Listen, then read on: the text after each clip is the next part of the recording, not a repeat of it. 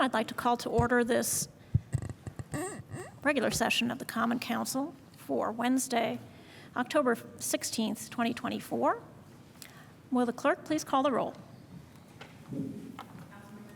Here. Here.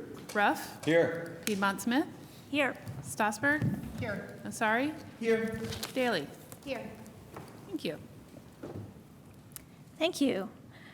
I will move to our land and labor acknowledgement. We recognize that the city of Bloomington sits on native land. The city, as well as city administrative buildings, are on the traditional homelands of the Miami, Delaware, Potawatomi, and Shawnee people, and we acknowledge they are past, present, and future caretakers of this land. We also acknowledge that much of the economic progress and development in Indiana, and specifically Bloomington, resulted from the unpaid labor and forced servitude of people of color, specifically enslaved African labor. We acknowledge that this land remains home to and a site of gathering and healing for many indigenous and other people of color, and commit to the work necessary to create and promote a more equitable and just Bloomington. We move forward knowing and acknowledging our rich, complicated, and sometimes painful past, so that we can learn from it and create a true land of opportunity. To summarize our agenda tonight, we will have approval of minutes from June 5th, 2024. Then we will move on to reports. First, reports from council members. Then we will have a report from Linda Grove Paul of the Stride Center.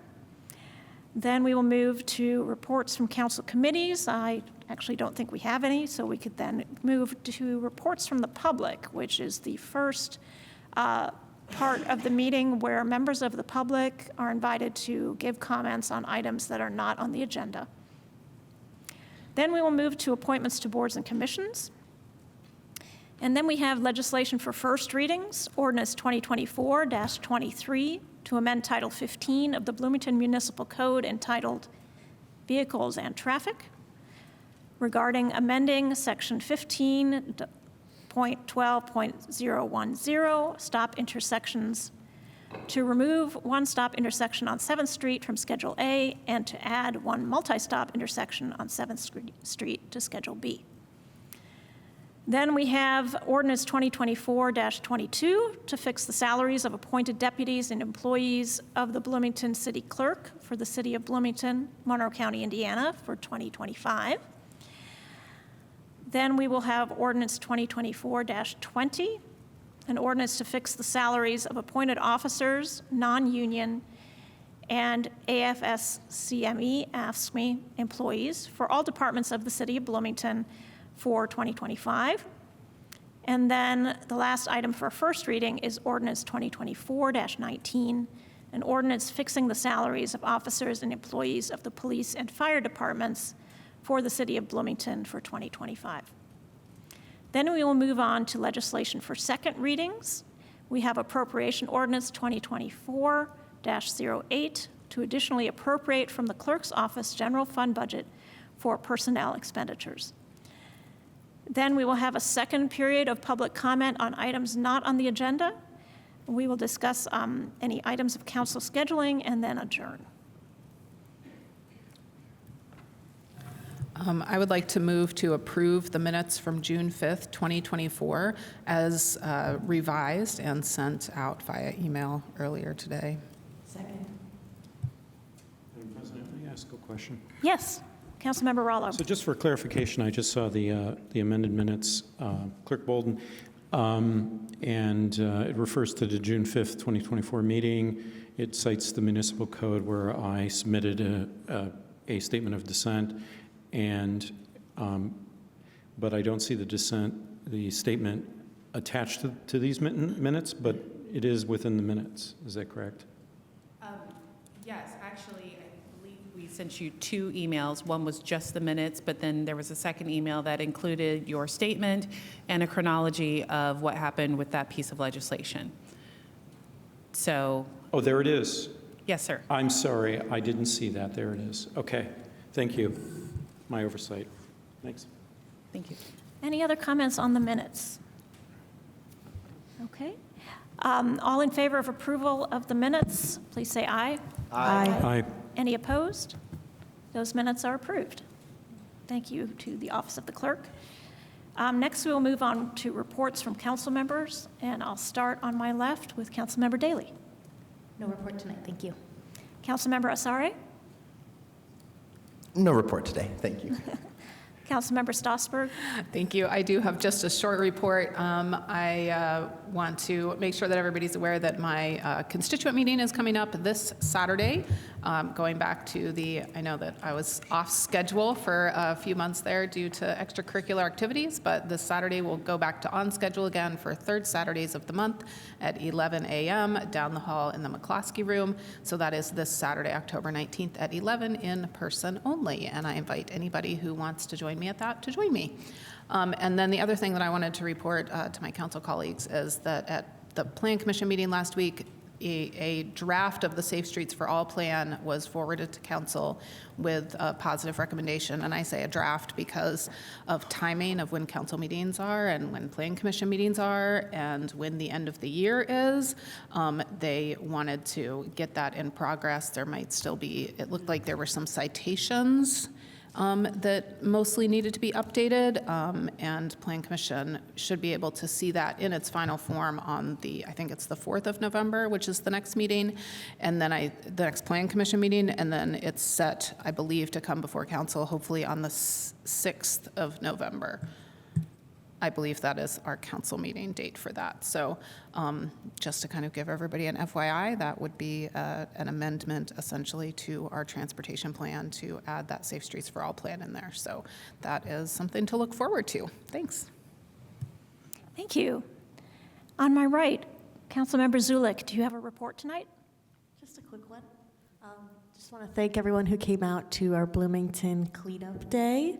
I think we had like 80 people who weren't city staff or employees, so just want to thank everyone in the community who came out to help us, and shout out to Christopher MG and County Council Member Peter Iverson, who I got to hang out with while we picked up trash. Thanks. Thank you. Councilmember Rollo? Just to announce that Councilmember Ruff and I have our monthly constituent meeting this Saturday, which is the 19th of October, 10 a.m. to 11 a.m., and you may find the link on the council website, bloomington.in.gov/council, and you can find the calendar link, go there, and it will be a virtual meeting. Thank you. Councilmember Ruff, do you have a report? Thank you. All right, and I will just report back, first of all, belated Happy Indigenous Peoples Day, which occurred on Monday. I spent about an hour looking at the Smithsonian National Museum of the American Indian exhibits online. Very interesting stuff there. And I also wanted to just report back briefly from my own constituent meeting, which was Saturday. We had a conversation about the Hopewell development. There will be a meeting on October 23rd at 5:30 p.m. It'll be an update on the Hopewell project held at the Waldron Arts Center. So I invite anybody to come and join that meeting to see how that neighborhood is developing and what the plans are. If you've been by there, you've seen that a lot of the plaza area right next to the Beeline Trail is really coming into shape and looking nice. So that is, of course, of great interest to people in McDowell Gardens neighborhood, which is part of my district, which is just south of there. And then we talked about housing and the cost of housing, the increasing the increasing amount of property taxes, and how difficult it is to keep up with rising rents. And then also these same issues come up every time, talked about unhoused people in our community and how there need to be some more immediate solutions, such as safe parking sites, while we work on longer-term solutions of permanent housing for folks. So that's my report. And that is a good segue for a report from Linda Grove Paul from Centerstone to tell us more about the Stride Center and Stride Mobile. Welcome. Great, thank you so much. Appreciate being able to have the time and talk a little bit about the work that we've been doing at Stride, because I think it's a huge impact to the community, and unfortunately, a lot of people still don't know about it. So I think the more we can get the information out there, the better. The Stride Coalition was formed about 5-6 years ago, 2017. Kind of Crisis on Kirkwood brought a lot of people together to say, hey, what is it that we can be doing for individuals, a high number of individuals who are overdosing, and overdosing very visibly, a huge increase in the number of unhoused people, and people just came together and said, hey, we really need to figure out what's happening in our community. And as part of that, we really did a very extensive gap analysis to determine what are the resources that are available and what are the resources that are missing. And as you can see kind of from this group, we had public sector, private, we had all county, city representation, as well as all members of the not-for-profit community there as well. And I think where we really landed is 911 really is the only solution, has been the only solution, and of course that's been funding. What you'll find is that everybody calls 911, and at this point it's just kind of muscle memory. That's what people know to call. The only resources that really have been allotted are to the fire department, to the police department. Social services have not been funded. Crisis services have not been funded, and that's a big part of what I'm here to talk to you guys about today. But 6 years ago, there was no funding, and there wasn't necessarily prospect of funding. So we really brought sort of, again, private, public. IU Health was really our primary funder, and we said, what is it that we really need in this community? A lack of on-demand resources, having something that's available 24/7, 365, kind of called the 2 a.m. problem. People 8 to 5, Monday through Friday, there's a place for them to go. After hours, there's really not. Lack of training to address crisis, and a lack of connection with follow-up. And what we did a study nationwide in terms of what our best practices, and looked a lot at the law enforcement assisted diversion program. And what we found is kind of when we did some visits, kind of all over the country, a lot of it was remote, but we did go to North Carolina, is that it's impossible to divert people if you don't have a place to divert them to. So if your only option in the middle of the night is to go to the hospital, or to arrest that person that you've encountered 3 or 4 times, or you think they might die, you're going to use the resources you have. So that was really kind of where the Stride Center came from. I put this chart up just to demonstrate, or to really talk about, this is the Gain Center, and talking about the sequential intercept model. And it's basically like people who are in the law enforcement system enter in these different intercepts. And the problem, especially in the state of Indiana, has been there has been zero funding for crisis services. So a lot of people, have a lot of angst about community mental health. Why aren't you doing more? Why aren't you there? Well, we haven't been funded to be there. We don't have the resources. And that's changing, which is what I'm here to talk about tonight. But what you really want to do is you want to prevent people from going into the criminal justice system, right?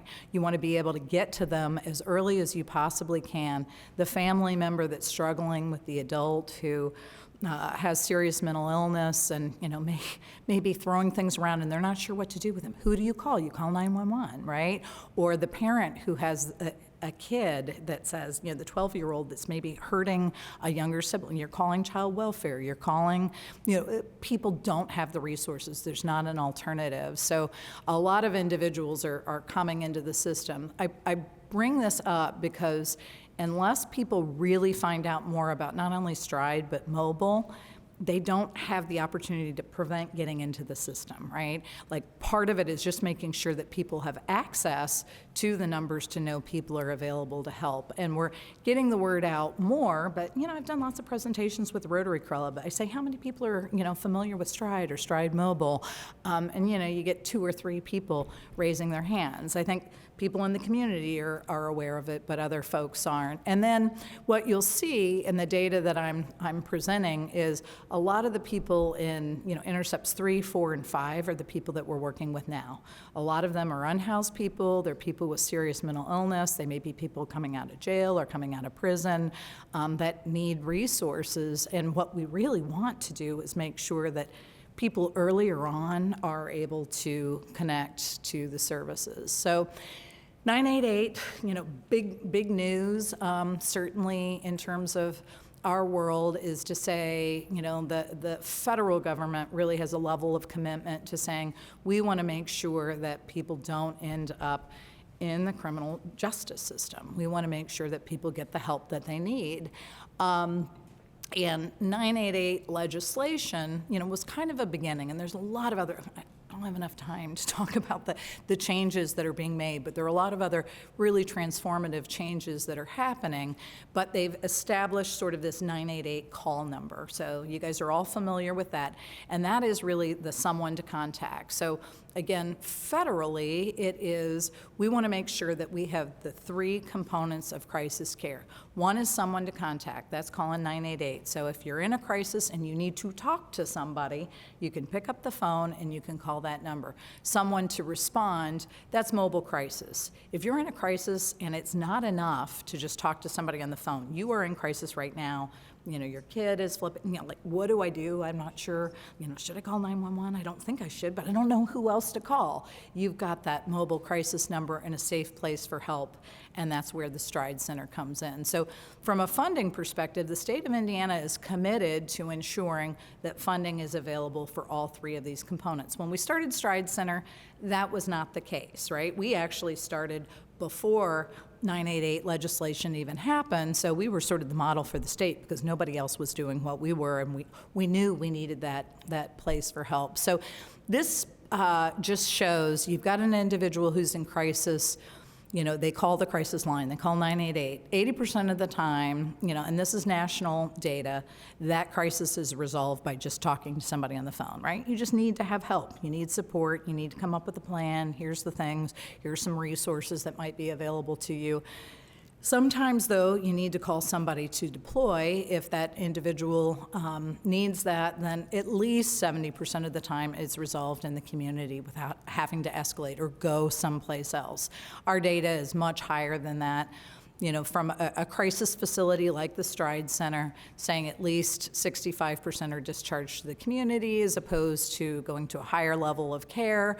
Although, like I say, I think we're looking at maybe more like 5% are not discharged to the community. So it's a 95% are discharged to the community. They just need a place to go to be able to say, well, what do I need to do? What are the next steps?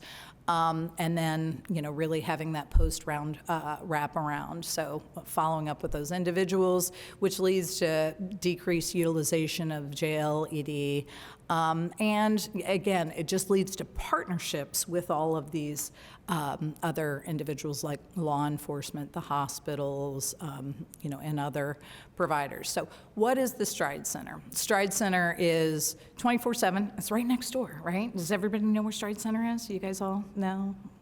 If you haven't been on a tour, come take a tour, because that really makes a difference. It makes a difference if you meet the people, you kind of know what this is, so you can talk to your consumer or your constituents about it. And I think it is important, like, when you're talking about newsletters to get out to your constituents, I love to send information to say, hey, people really need to know about it, because the people that we're encountering are so grateful that they have this resource available. So it's 24/7, 365 to cope with any kind of crisis. And, somebody will ask me, how is crisis defined? It depends on the individual, right? What's a crisis to you may not necessarily be a crisis to me. So you can't say that. But again, as what you'll see with the data is most are individuals with mental health and substance. Accessed anytime, first responder, but any individual that wants it. And then we've also incorporated mobile crisis with the Stride Center. So that was kind of a second component once we were able to get resources for that, and rapid response team. And that is really dealing with individuals that have high acuity, specifically around suicidality. So how do we just make sure that we get really strong wraparound services for those individuals? and we accept all referrals. So this just gives you some data in terms of our guests over time. We opened in 2020. Good for us, COVID year, right? So we started in August, and it was a slow startup, but there weren't a lot of people out at that point. And as you can see, these are our visits that we've had per year. So just based on the grant funding that we have, we're kind of doing it through March as the end of the year, so it makes it look a little wonky. But this year, we're on track for, probably close to, and I can't read that, maybe 1,900, 1,700, I'm not sure, visits in total. So visits continue to go forward. This slide is, I think, really important. It really tells a lot of different stories. There's a lot of data that's here. We certainly have a widespread of individuals who are coming. If you look at the housing status, that certainly stands out. It's not unique visits, these are total visits. 84% of the total visits end up being individuals who are unhoused. And those individuals, if you look at sort of the visits to Stride, first visit, about 25% only come one time. That's what we're talking about. I would say of probably what you look at, and then 32 come 2 to 5. Those individuals have strong ties to the community. They typically have pretty strong support systems, and a couple of times, a couple of visits, connections to resources, and they're back on their feet. They don't necessarily need us anymore. Some of those other individuals you see, it drops pretty significantly on the 6 to 9, or then the 10 plus goes up quite a bit. But those are individuals, and again, a lot of the people who come to us that are unhoused, you can see mental health SUD co-occurring in that kind of far right hand. Pretty much everybody has a mental health issue. They're not necessarily there for a mental health issue. They're there because they want to talk about housing. They're there because they want to talk about food. They want to talk about whatever it is. So it's about engagement. It's about getting those individuals. And they're probably not, I know, they're not people who are going to come in for a full intake. They're not necessarily ready. So it really is about engaging and providing those services. When you look at the referral source, law enforcement has been a huge part of what we've done. And I would say law enforcement typically is just the first visit most of the time. And that was, when we were looking at sort of opening the Stride Center, and we were, talking to Brian Shockney about the grant, and they were like, oh, it's 3 years. And, Chief of Police and myself are like, we don't know if it'll work. I mean, it just depends on whether, are people going to come back? Are they going to trust us? Are we going to get, access to the people that we need to? Well, we have to really wait and see, kind of if you build it, will they come? And I think that especially bears out if you look at the data in terms of ethnicity. Our population, as you know, in Bloomington is not terribly diverse, but you look at the population, and I would say the same thing's really true with the individuals that come to Centerstone. It's much more representative of the population as a whole as opposed to Stride Center, and that was really the purpose, is to say we want a no barrier location where people will come, not feel judged, and make those connections and begin to get connected to the resources. So you see almost 15% are African American, Hispanic, Latino. We really have a lot of individuals that are engaging that don't traditionally engage, which I think is really important. So kind of how are they coming to us? You can see, we serve at the Stride Center, and with our mobile team, we serve Bloomington and surrounding counties. So it's Brown, Owen, Lawrence, and Morgan.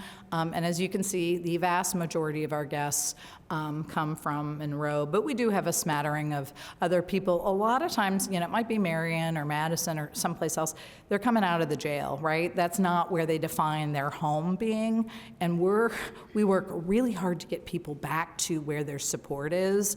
I would say our partnership with BPD really emphasizes that too. If they've got individuals that they say, hey, they don't know how to get back, we're getting them connected with the resources to get them home. So I think that's That's definitely really important as well. So also, that self-referral and then the returning guests, you can see the large majority of individuals are not law enforcement, right? Like initially, we had to really establish the trust with law enforcement, saying if you bring them to us, there will be value. Right? We want to make sure you understand, and now those partnerships are really running strong. The other thing that I haven't really mentioned is we worked very closely with prosecutor's office. As we were looking at law enforcement assisted diversion, we were saying, like, what are the things that we can divert people from? We really want to make sure that if this is, something low level, bringing folks to us, and I see that not only with them, but certainly with the officers as well. People, this population, people don't want to incarcerate, but so much of the time, it's like, what is it? What is the alternative? And with Stride and now with mobile, there is. I just point out BPD has by far been our biggest law enforcement partner as well, but we do work with IU campus, and we find students coming to us pretty regularly saying, like, hey, where is it that we go? How do we get connected? So as you look at sort of the outcomes, and when we talk about outcomes in terms of referral types, when somebody comes to Stride, you're typically de-escalating, and then you're connecting them to resources. You're doing their health insurance navigation. If they have medical needs, you're connecting them to medical care or primary care, substance services. We do so much transportation, especially now that we have mobile, to a substance residential facility. So people come in, they say they may be overdosed, and the hospital sends them over to us, and they say, hey, I'm ready to go somewhere now. We get them in immediately. Like, our staff, they are amazing doers and are able to navigate in a way that I think a lot of times people talk about, oh, we need people in the community to do that. We have people that are just absolute pros at doing that work. Other thing in terms of Ms. yes. Paul, if you could try to wrap up so that we'll have time for questions as well. Oh, sure. Thank you. Yeah. So law enforcement, 5 minutes or less. General satisfaction with Stride, 9 out of 10, and then just getting confidence that their needs are met and their mood before and after visit. So we get a lot of data. The other thing I just want to mention with Stride is, kind of from the beginning, we said, hey, how do we really measure whether or not what we're doing is working? And with managed care company. So let's actually look, almost all of our folks that are unhoused and that we're working with have a Medicaid benefit. So let's talk to the insurance company and look at pre-coming to Stride ever, like 6 months pre to their first visit, and then from the first visit, 6 months post, claims data. And this is their inpatient and their ER spend. So what they said is just come into Stride once, or beyond that, we see a 30% decrease in our inpatient ER utilization just by coming to Stride. So, that really tells a huge part of the story is people need access to resources, but they need it when they need it, and they need the full continuum provided by mental health folks.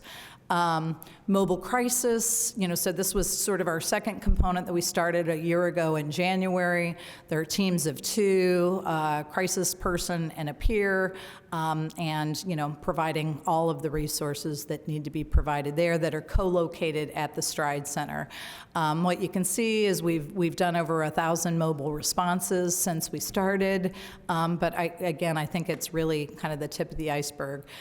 Median response time, 36 minutes, which is pretty good when you consider, we're doing a 5-county area. So typically in Bloomington, it's shorter than 30 minutes, but, when we're looking at the rural locations, it's a little bit longer.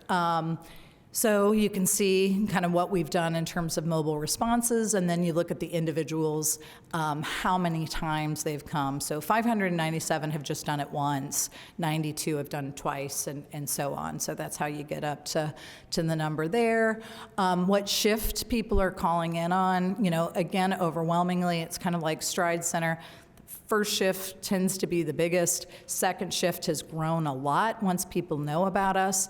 And then third shift is significantly smaller, but the cases we get are really significant. And the kinds of things our people are working with, I get examples every single day. It is amazing, the impact that they make. So you can see the counties that we serve. This is our 2 teams. We started, Stride in Bloomington and Stride Mobile, but then we opened one in Columbus, and we're doing mobile there. So that is both of those together. You can see where they're coming from. You can look at that later.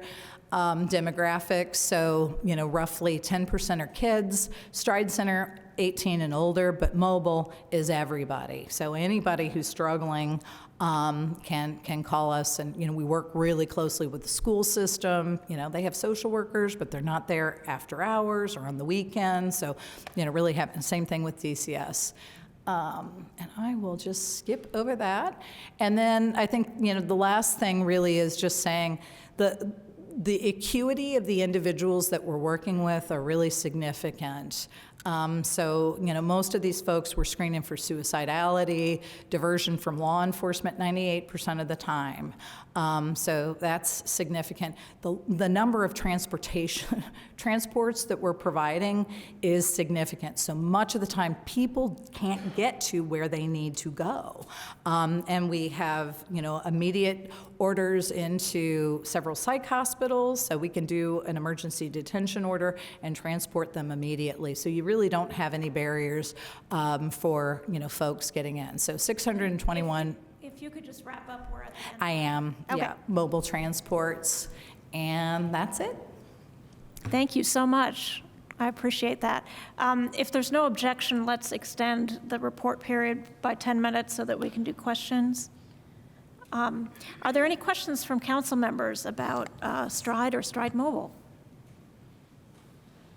Councilmember Zulik. Hi, thank you so much for your presentation. I've heard a lot of really great things about Stride recently, so thank you for that work as well. Can you talk a little bit more about the key partners that Stride works with? I know that you guys work with a lot of different people to make everything run well, so. We do. Boy, it's a long list. I'd be too much time. We certainly work with law enforcement. We do regular meetings with DRO and all of the community partners that are there. Shalom, we're certainly at any of the housing meetings. We work with fire department. That is, kind of a regular partnership in terms of their mobile team. We work with, the Health Net, the FQHC. We work with, pretty much anybody. We work with Area 10 Agency on Aging. A lot of times it may be elderly individuals. We'll go to public defenders and kind of work with them if they've got people. Work with DCS. We work with probation. Like I say, pretty much you name it. I think a lot of, again, but these are agencies, right? That's kind of what I'm saying is like the community. How do you get to the person who is really struggling with that kid? Like so much of the time, they don't know where to go. And so I think it is trying to say, how do we do more to get the word out? And I think that's definitely a struggle because, you can only do one press release when something really major new happens. So we really do struggle with people, I think, knowing that we're out here outside of sort of the social service agencies. Thank you, and great work. Okay, thanks. Councilmember Daley. Thank you so much for being here tonight and for that presentation. It was really, really informative and just excellent to know, and I'm excited to learn more about the program.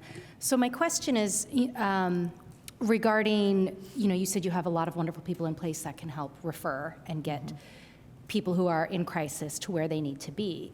And I'm wondering, do you, as a point of curiosity, I know sometimes, if somebody's coming in with a mental health crisis, and they're sent to the mental health emergency department, that's a short-term stay, and maybe they need a little bit of longer help.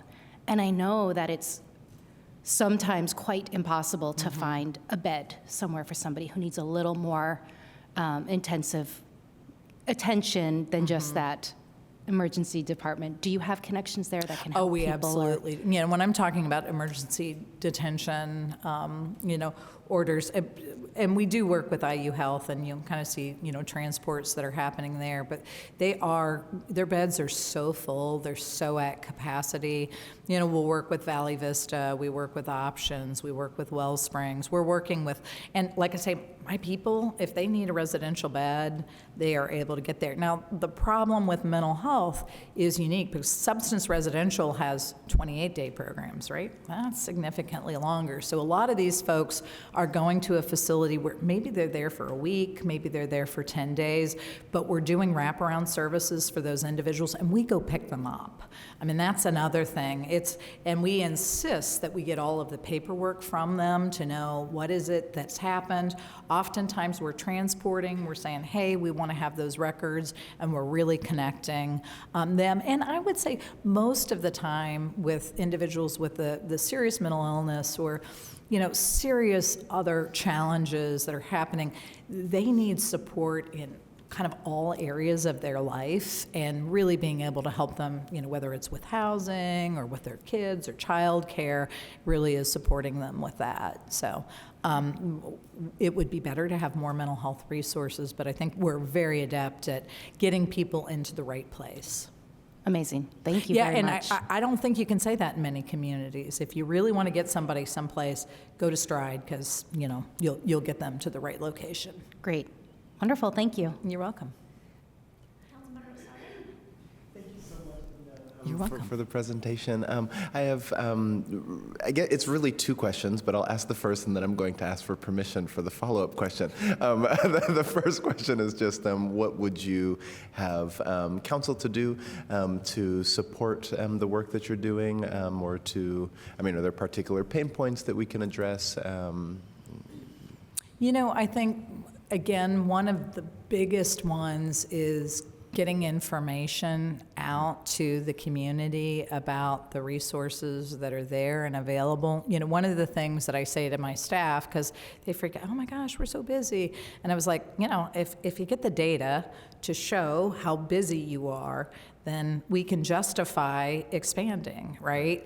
So I think it's really important to make sure that we have the resources that we need to go forward. But I think it feels like in some ways people are very protective, like, oh, we don't want to let people know because we're afraid you're going to get too overwhelmed. And I think, and the other thing I think is that, again, people are so accustomed to calling 911. I've struggled with that with our own staff, saying like, oh, if this is an emergency on their voicemail, call 911. Right. What? Right. And part of that is, like I say, it has just been, what people do. And I think you think about 911, the level of calls that come to 911. Well, the reason that's happening is people don't know there's an alternative. Right. And, the problem with 988, I'll tell you straight out, is that, thus far we have had 10 referrals from 988. Right. Okay? Since we started, 10. We've done over 1,000 mobile deployments, and just this last week we hit 10. We went from 9 to 10, and there was one last night in Brown County.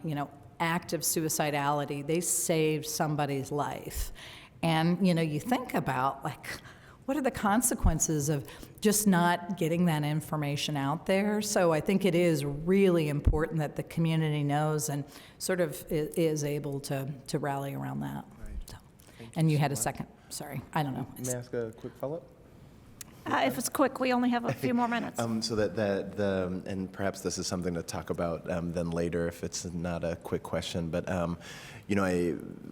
the Crisis Diversion Center we often think of within the sort of broader realm of public safety. Yes. But then a lot of the realities of Bloomington are that it's operating more so within the continuum of care for homelessness. And so I'd be really interested to think about how Stride is working within that sort of broader continuum of care, and intake with people, interaction with HMIS, like those type of things as well, just because we're putting so much resource towards addressing I think one of homelessness. the issues that we have at Stride is location, frankly. The county has offered it to us. It's in the downstairs of the garage. It's cinder block. It's, it kind of feels well, I mean, it's jail overflow. Yeah, Kind of feels like a jail because it, well, is. And I think that does make it hard for a certain population, for sure. I think that, what we ultimately would really like to be able to do, so, kind of the question in terms of resources, is just have like a crisis intake center, a place where a person who's in crisis can come, bring their kids or whatever to say, hey, you need something right now, and something that, because that's been the whole point around Stride, is we call it Stride because it's, non-stigmatizing name. It isn't necessarily associated with a specific agency. People feel safe, and that was kind of what we were trying to met out, when I was talking about sort of the diversity is, are people who traditionally wouldn't come to mental health coming? They are. And that was sort of the hypothesis. We were like, oh, we're not really sure. So I think if we moved to, something that felt, less stigmatizing, frankly, that might change. So I think, kind of thinking about that. Sure. Can you share with us the Stride mobile phone number? Yes, I can. It is in the front. I should have that memorized. Shame on me. If not, I have it in front of me. It is 1-877-463-6512. And that is not just mobile, that's Stride. Any place you are, you just call that number and you will get to whatever. And a lot of times people have questions. There's nothing wrong with that. We welcome people to come take a visit, answer any questions that they have. They're calling about a loved one. We're not really sure. Should we call? Shouldn't we? We welcome anybody to call. So thank you. Thank you. We are at the end of our additional 10 minutes, but if nobody has an objection, I think Councilmember Ruff had a quick question. Just really quickly, can you elaborate? I'm not sure I understand exactly the relationship with Centerstone and Stride.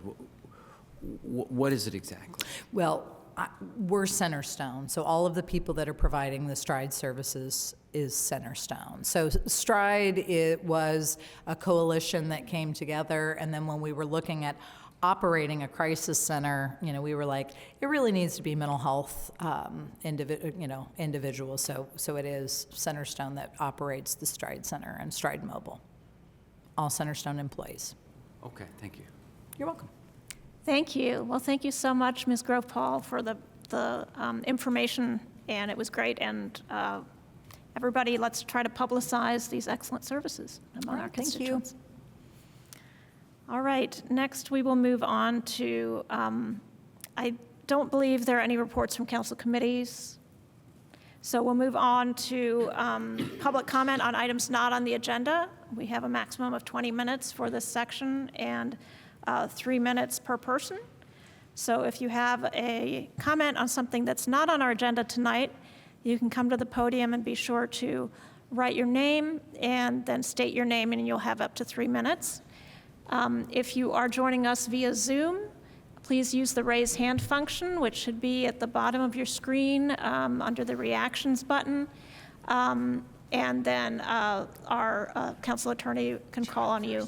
We'll start with the first person here in council chambers. Excuse me. Hi, my name is Greg Alexander. I want to talk about 15th Street, West 15th Street in front of my house. I'm talking about the segment starting, it has a dog leg at Madison Street, and you go west all the way to its dead end at Maple Street. That's about 4 blocks. It's an important east-west street in my neighborhood, but it's pretty small. It's got 2 traffic calming features. First, it's just not very wide. There's barely room for 2 cars to pass each other, so people know they need to go slow because they might meet oncoming traffic. The other traffic calming is there's no sidewalks. There's low-rent apartment buildings on 15th Street and in my neighborhood, and those people walk, so they walk in the street, and most drivers, they see a pedestrian in the street, they slow down. It really works. 2 weeks ago, it didn't work. Every morning, I bike with my kid, the first kid to Tri-North, the second kid to Fairview Elementary. In between those 2 trips, directly in front of my house, a driver rear-ended a pedestrian. It's a terrifying crash for the pedestrian. He looked like an undergraduate. I bet he was on the way to the number 6 bus to go to campus. He was minding his own business, and then he was flying through the air, and then he was laying on his back, then he was on an ambulance. I don't know how severe his injuries are, but I guarantee you he's injured. It's a lasting trauma for him. It's also terrifying for the driver. You know, she was probably doing something stupid like playing with her phone or maybe driving into the blinding sunrise with her eyes closed. You know, regular driver things. Her peaceful reverie came to an end when a body flew at her windshield. It's pretty terrifying for me. You know, my whole family walks right there all the time. And there's very little you can do about a rear-end collision. I've built up an enormous knowledge of defensive traffic techniques, you know, that's why I'm alive. There's nothing for the rear-end collision, you know. I have to remind myself, you know, just so I can go outside, this kind of wreck is rare, but it happens, so I have to accept that risk. The 15th Street sidewalk gap is very low on the priority list, as it probably should be. You know, there's many worse problems. How many decades until this low priority list gets some attention from the city? Will it take 50 years? Over 50 years, how many pedestrians will suffer this entirely preventable kind of crash? Thanks. Thank you. Attorney Lehner, do we have anybody, or Ms. Williamson, do we have anybody on Zoom? Okay, thank you. We'll go on to the next person here in council chambers. Hi, my name's Mark Haggerty. Since I came back from Vietnam in 1968, I've been amazed at the country I came back to, how little they knew about the foreign policy they were pursuing, and how little they knew what an effect it had on so many of us boys that survived it. But one of the things it did was give me a sense of perspective about how wrong people can be. And since I've come back, well, I've noticed a long period of disheartening decline of democracy.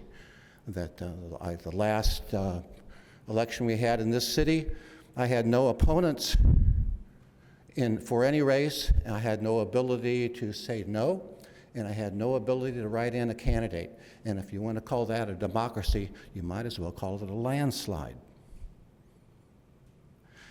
And so I can't imagine that my representatives that have been voted for aren't concerned about this, except for the fact that they're benefiting from it. Who would be interested? Now, I'm a journalist of a weird sort. I was at all the arrests in Dunn Meadow, and all summer long, I was in Dunn Meadow from 2 or 3 o'clock in the morning until around 5 o'clock in the morning. So, and when I was at the arrests, I was in the crowd, amongst the people. And when I'm not on the periphery reporting on things that I'm in the, and so when I go looking for homeless people, I go to where they live and talk with them, spend some time with them. What I'd like for you to consider is that we've got a whole bunch of kids that like Switchyard Park, but on Friday and Saturday night, they're kicked out of there at 11. And what they do is they come down here into alcohol and drug heaven instead of working on their athletic skills. And there must be, 100 kids altogether that are getting affected by this. So that's one of the things you could do is extend the hours on Friday and Saturday night up over there at the basketball court and the skateboard park where the kids are. And if you go out by yourself and talk to people, I don't even want to give people away. Most of our homeless are not from out of town. The people the police are dealing with and all this and your system is dealing with, that's a group of people that I'm not dealing with. I'm dealing with old ladies from my neighborhood. I'm dealing with, I'm okay. All right, I won't get arrested tonight. Is there anybody on Zoom at this time? Ms. Williamson? No, there's not. Thank you. All right, we'll go to the next person here in council chambers.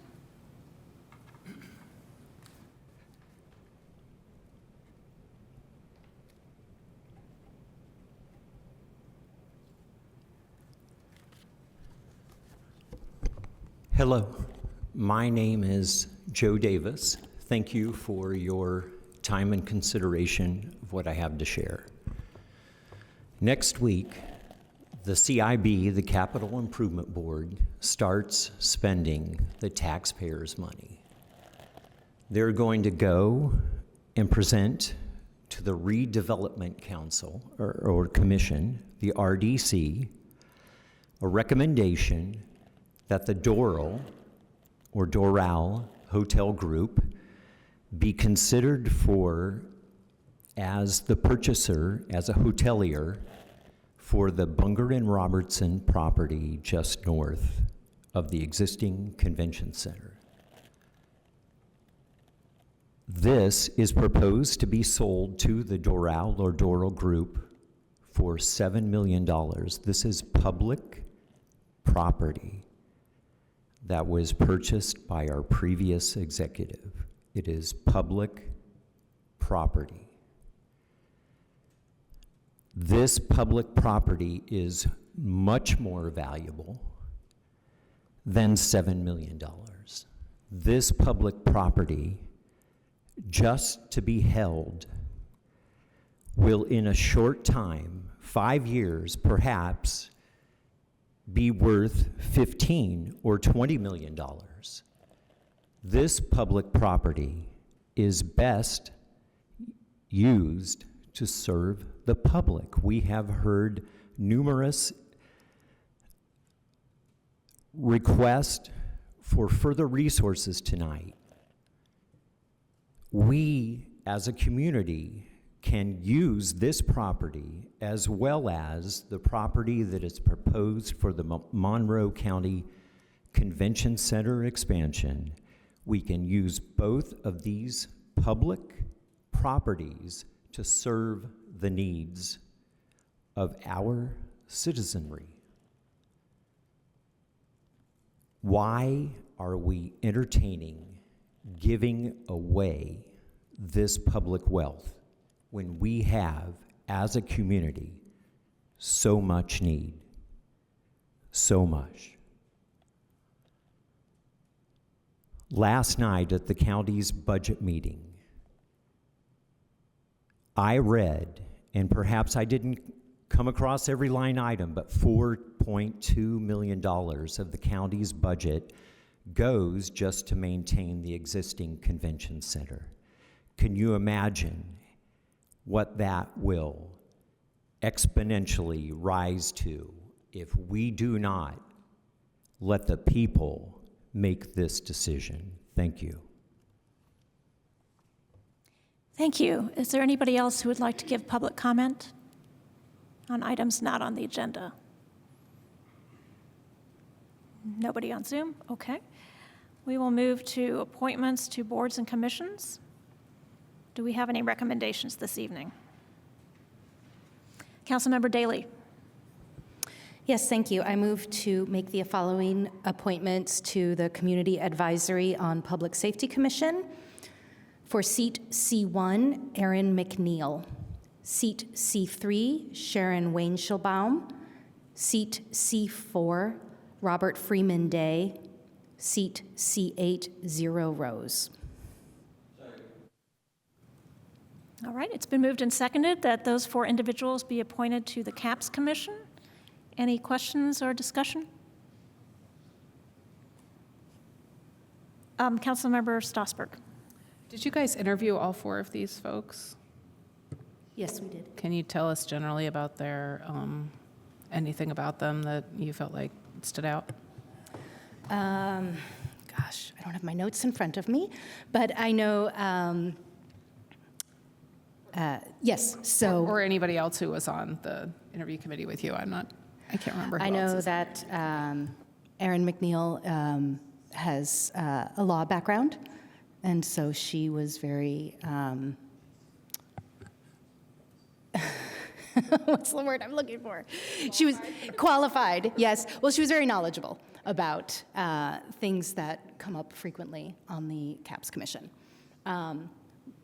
Sharon Wayne-Schilbaum was, she was somebody who felt that she had, a different perspective to bring to the board and that she could contribute a different voice. And Robert and Zero both had a lot of knowledge about the board itself and had followed closely and knew a lot of the issues intently. Thank you. Any other questions or discussion? All right, seeing none, all those in favor of these 4 appointments to the CAPS Commission, please say aye. Aye. Any opposed? All right,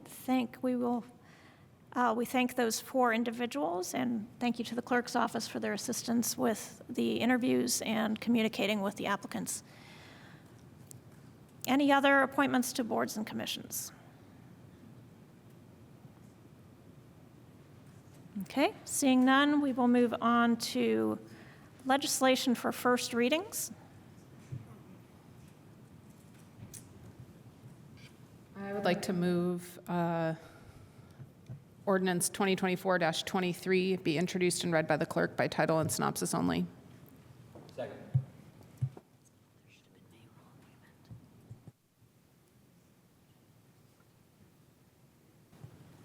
All right, it's been moved and seconded that ordinance 2024-23 be read and introduced by title and synopsis. Will Clerk Bolden, all in favor, please say aye. Aye. Any opposed? Will Clerk Bolden please read?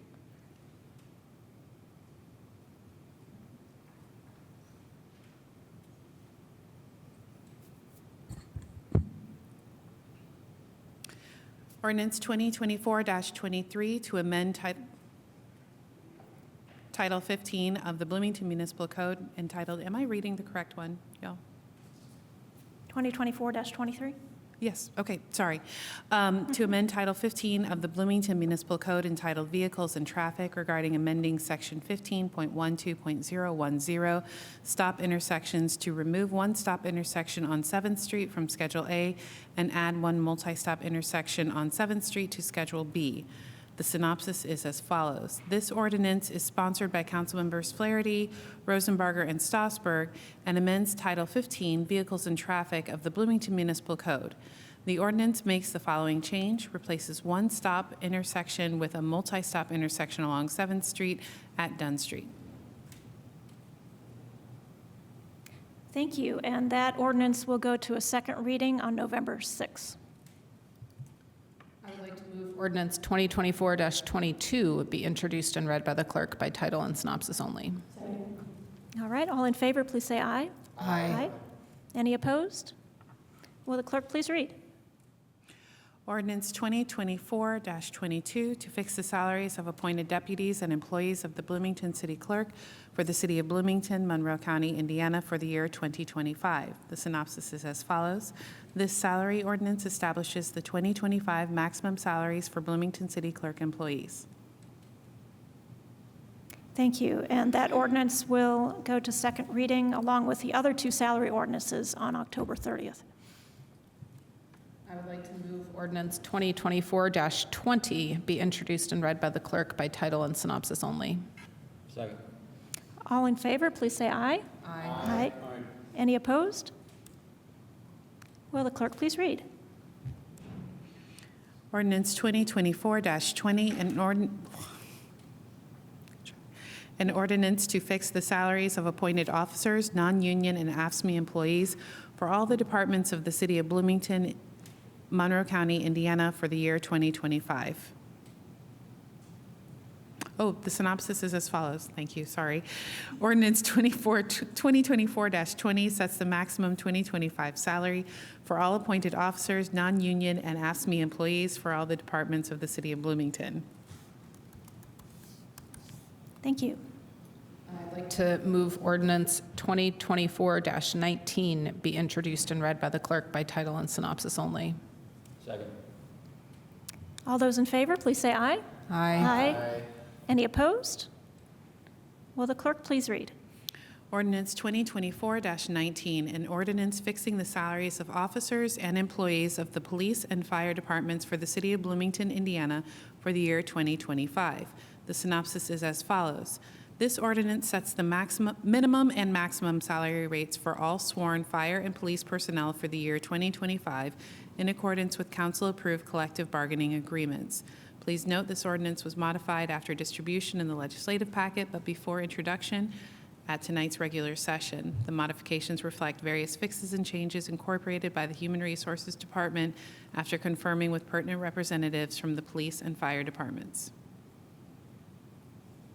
Thank you. We can now move on to legislation for second reading and resolutions. I'd like to move ordinance 2024-08 be introduced and read by the clerk by title and synopsis only. All those in favor, please say aye. Aye. Any opposed? Will the clerk please read? Appropriation Ordinance 2024-08 to additionally appropriate from the Clerk's Office General Fund for personnel expenditures. The synopsis is as follows. This ordinance funds the position authorized in Ordinance 2024-15 to add a deputy clerk responsible for communications and outreach in the city clerk's position in the city clerk's office. I move to adopt ordinance 2024-08. Appropriation ordinance. Appropriation ordinance. Thank you. And who will be presenting? Clerk Bolden, will you be presenting, or will the controller? Or I think we can tag team it a bit. So if you need anything else, I'm here. Or if you want to, I don't know which way to start. Good evening, Council. Jessica McClellan, City Controller. The clerk and I worked together on funding a position that was approved earlier in the year in the salary ordinance amendment. This appropriation ordinance funds the remaining pays of the year for this position and some supplies like a laptop bag, a mouse. She has a desk, so it's kind of just minimal supplies to work in her office. The salary that we have this year for the position is $74,466. That's divided into the remaining 6 pays. And I'm happy to answer any questions. Thank you. And what is the total sum in the appropriation ordinance, just for the public? The total sum we're asking for is $28,050. Thank you very much. Clerk Bolden, did you want to add anything, or? No? Okay. Thank you. All right. Are there any questions for either Controller McClellan or Clerk Bolden?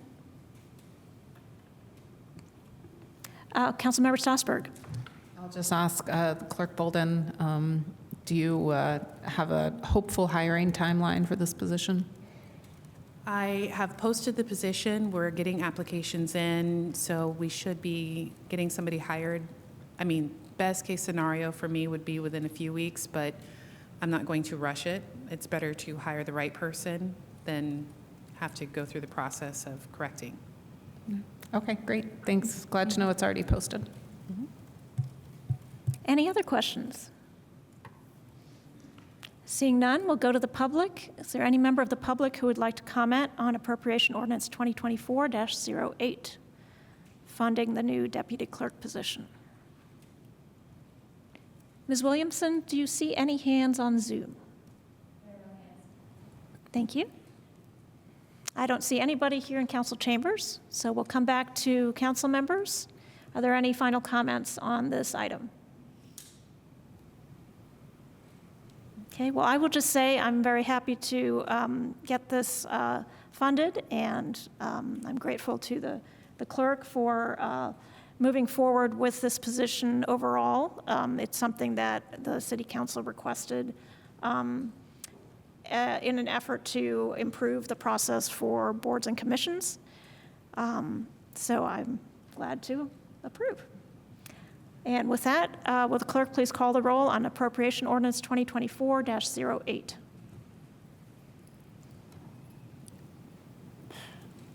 Yes, Councilmember Zulik? Yes.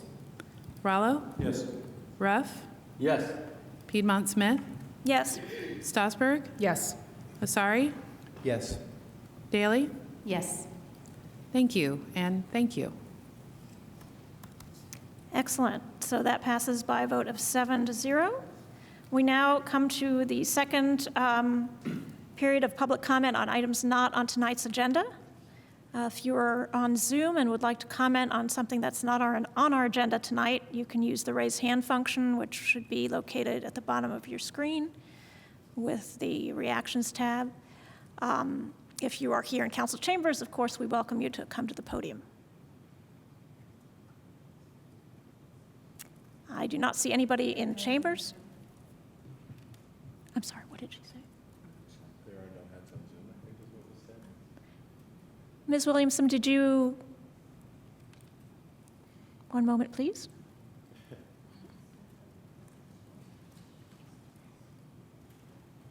Did you say there was no hands on Zoom? Oh, we have a public comment. Welcome.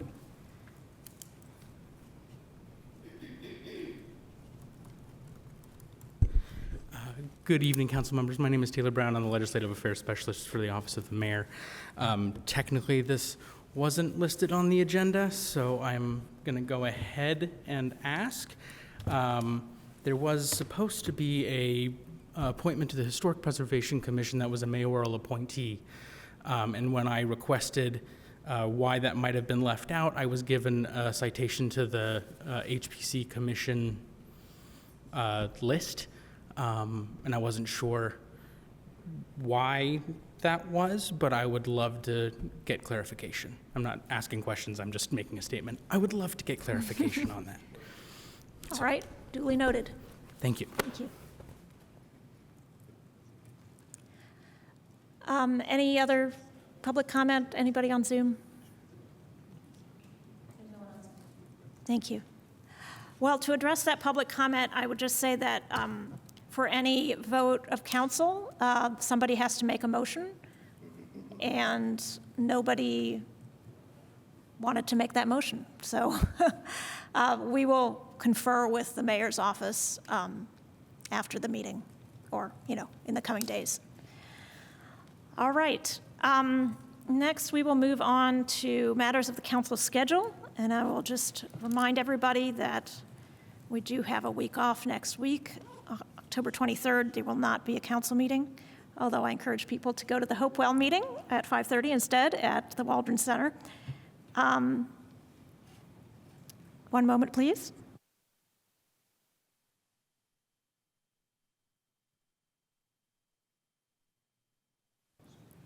And then on October 30th, we have two meetings. We have an executive session to discuss a legal issue at 6 p.m.